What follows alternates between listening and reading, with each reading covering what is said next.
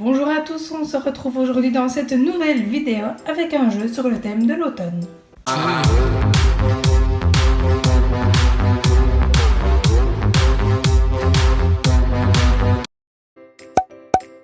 Avec ce jeu, vous allez pouvoir jouer d'une part en mathématiques et d'autre part en langage écrit.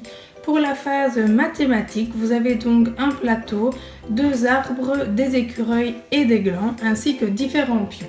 Vous choisissez votre pion écureuil, donc ce sont des pions en bois qui me viennent du site Tout pour le jeu. Je vous mettrai le lien comme d'habitude en barre d'infos si vous êtes intéressé. On choisit la case sur laquelle on souhaite démarrer et ensuite le premier joueur lance le dé.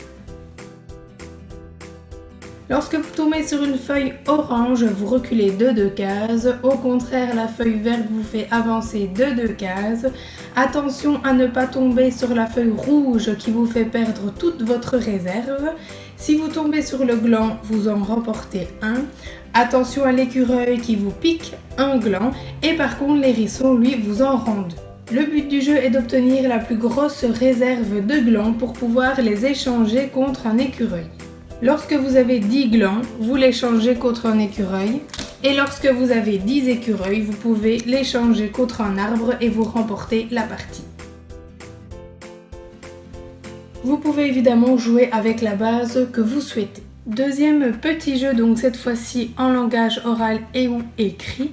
Vous choisissez encore la case sur laquelle vous souhaitez démarrer et vous lancez le dé. Même consigne avec les feuilles que le jeu de mathématiques, donc la feuille verte vous avancez de 2 cases, la orange vous reculez de 2 cases et avec la feuille rouge vous perdez toute votre réserve. Ici la différence donc c'est que avec les hérissons et les écureuils vous allez devoir piocher une carte sur le thème de l'automne et y répondre. Chaque bonne réponse vous fait gagner un gland supplémentaire. Voici quelques exemples. Donc, quelle couleur domine en automne? Quelle saison précède l'automne? Quelle saison suit l'automne? Qu'est-ce qui tombe en automne? Que peut-on utiliser pour faire peur à Halloween? On l'ouvre quand il pleut, etc. Vous l'aurez compris, c'est sur le thème de l'automne. Le premier joueur qui remporte par exemple 10 glands remporte la partie. Voilà pour ces 2 petits jeux sur le thème de l'automne qui j'espère vous auront plu. Je vous posterai le PDF sur mon blog J'imaginais ce blog vendredi prochain à 20 h et en attendant je vous dis à dimanche pour une nouvelle vidéo.